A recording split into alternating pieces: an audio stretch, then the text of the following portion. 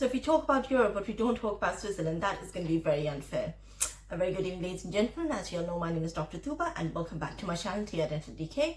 The main aim of this channel is to guide all the medical professionals and the skilled professionals who would like to consider other countries as an option to work in, acquire education, etc. So today we're going to talk about Switzerland, but before that, guys, if you like my content or if you're new to my channel, kindly do subscribe to my channel so that you can see my weekly updates in relation to Europe. So today we're going to talk about, of course, Switzerland. Now, of course, the country needs no introduction. It is known for its beauty, its nature, very popular especially when it comes to movies and dramas. We always see Switzerland there. But today we're not going to talk about just its beauty, but we're going to talk about why is it an amazing country and an amazing opportunity for many of the graduates of the non-EU countries to consider Switzerland for masters. So today we're going to talk about masters in Switzerland. Now let's talk about the perks first. Now, some of the main perks why we should consider Switzerland is, number one, that Switzerland, in relation to the master's degrees, of course, most of the programs of postgrad are taught in English, first of all. The other popular languages they're taught in is German and French, but of course there are many programs in English as well. Secondly, it's much easier to get a job in Switzerland because in comparison to the population, it's very less and the job opportunities are a lot. So there is actually a shortage of skilled employees there. And that would be an amazing opportunity for a lot of graduates worldwide to consider Switzerland. So, and other than that, one of the main things of Switzerland is that once you are done with your masters, you can extend your visa. The masters is usually 1 to 2 years, and after that you can extend it in order to find a job there. More or less you would find a job there, but if not, there are many other countries in Europe that would consider you because your masters is from Switzerland. So it's more or less a win-win situation. So these are the perks due to which we should consider Switzerland. So other than that, let's talk more about the kind of universities there. Now, there are two types of institutions in Switzerland. There are public institutions and there are private institutions.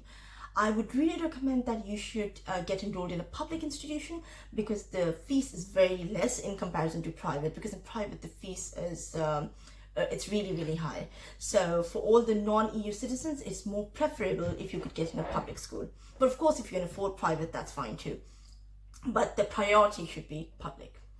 So now let's talk about the intake. So usually it's just like more of the European countries you've discussed, it is a September intake, or sometimes it can also be a January intake. So, and when it is, of course, September, so the deadlines are back in April. So before April, all your paperwork should be complete and you should apply before April for the admission so that you can get enrolled in the September class. So this is all about the main points when it comes to. So now let's talk about how to apply for admission. So what you have to do first is, there's a website which is called www.masterportal.com. Of course, it's mentioned below as well. So first you have to go there and you have to select the course. Now there are endless courses. There are so many courses. I've checked it myself. So many English programs that would suit any profession, any bachelor profession.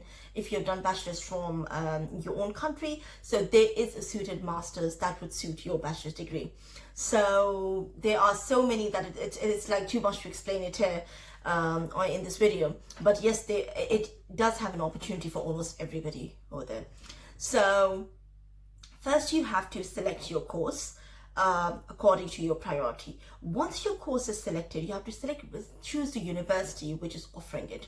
And then you have to go to the university's website. That's how you apply. Now, in the university's website, it depends. Some intakes are in September, some are in January. That all depends according to your course.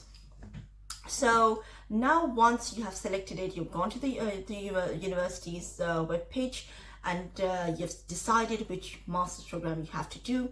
Then you have to basically submit an online form. Now, right after submitting the online form, you have to pay the application fees, which is not that much, but usually most of the programs require an application submission fees.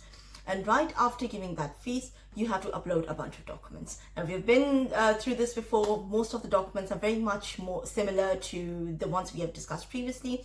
Of course, the important ones are mentioned right here. And most importantly, IELTS is very important. And here a little higher, they require above 6.5 to 7 score. And other than that, if you also have an additional language certificate, for example, even if it is like a lower module, for example, Danish module 1 or German B1 level, etc., or A level, etc., it would really be a benefit for your application. So that's why I always recommend that if you're from a non-EU country, you should at least know the basics of any European language. That would really be a benefit for you in the future.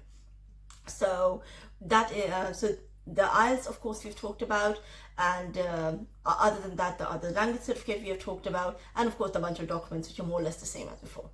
So these are the prerequisite documents that we need, and we need to upload them.